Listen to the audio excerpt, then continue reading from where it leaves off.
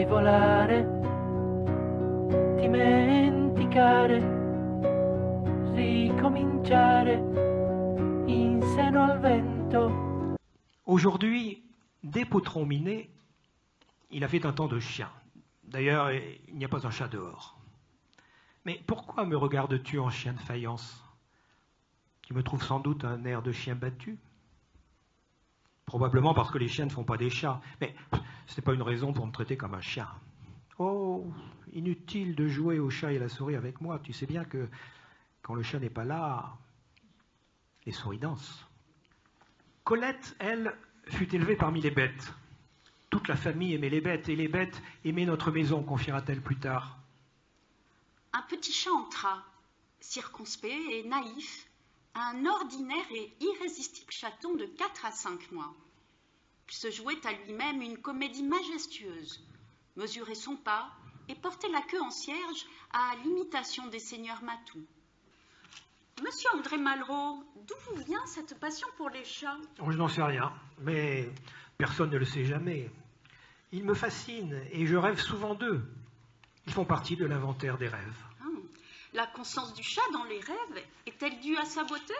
Disons à ce caractère particulier qui fait qu'un certain nombre d'artistes, dans un certain nombre de civilisations, ont eu avec les chats des rapports qu'ils n'ont eu avec aucune autre bête. Je chante le chien crotté, le chien pauvre, le chien sans domicile, le chien flâneur, le chien saltimbanque, le chien dont l'instinct, comme celui du pauvre, du bohémien et de l'histrion, est merveilleusement aiguillonné par la nécessité. Son museau apparut brusquement devant moi, entre les bûches, et nous nous regardâmes un instant avec étonnement.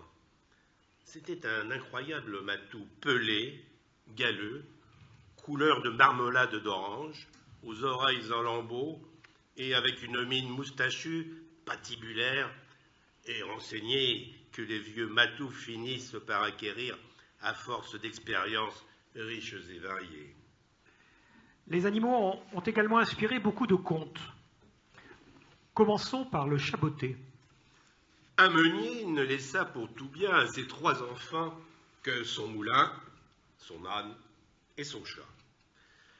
L'aîné eut le moulin, le second eut l'âne, et le plus jeune n'eut que le chat.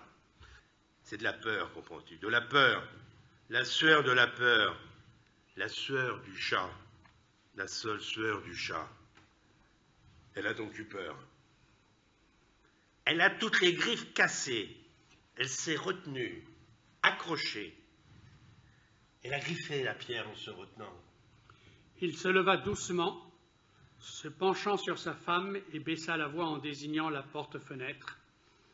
C'est toi, n'est-ce pas? Tu l'as jeté. Les jambes allongées au soleil, on ne parlait pas vraiment avec Charlie. On échangeait des pensées qui nous couraient dans la tête. On laissait filer le temps en sirotant un café. Lorsqu'il m'a dit qu'il avait dû faire piquer son chien, ça m'a surpris, mais sans plus. C'est toujours triste, un kleps qui vieillit mal. Mais passé 15 ans, il faut se faire à l'idée qu'un jour ou l'autre, il va mourir. Tu comprends? Je ne pouvais pas le faire passer pour un brun. Bah non, un labrador, c'est pas trop sa couleur, mais il avait quoi comme maladie? Mais c'est pas la question. C'est pas un chien brun, c'est tout. Mince alors, mais c'est comme les chats alors? Ben oui, pareil. Chemin faisant, il vit le col du chien pelé. Qu'est-ce là, lui dit-il? Rien. Quoi, rien? Peu de choses. Mais encore, le collier dont je suis attaché, de ce que vous voyez, peut être la cause. Attaché? Dit le loup. Vous ne courez donc pas où vous voulez? Pas toujours, mais qu'importe.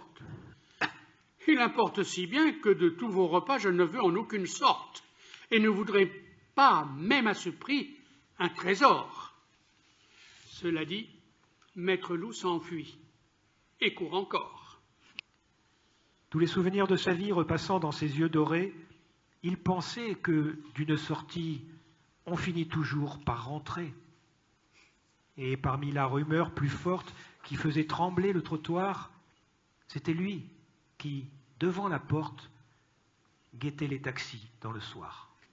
Le perron au soleil, la sieste après déjeuner, Toby Chien et Kiki la doucette gisent sur la pierre brûlante. Un silence de dimanche. Pourtant, Toby Chien ne dort pas, tourmenté par les mouches et par un déjeuner pesant. Il rampe sur le ventre, le train de derrière aplati en grenouille, jusqu'à Kiki la doucette, fourrure tigrée, immonde. Tu dors? Vis-tu seulement? Tu es si plat. Tu as l'air d'une peau de chat vide. Laisse. Bah, tu n'es pas malade. Non, laisse-moi. J'ai mangé. Il est 2 heures. Allons, dormons. Je ne peux pas, quelque chose dans mon estomac. Ça va descendre, mais lentement. Ah, et puis ces mouches. La vue d'une seule tire mes yeux hors de ma tête. Per ritrovare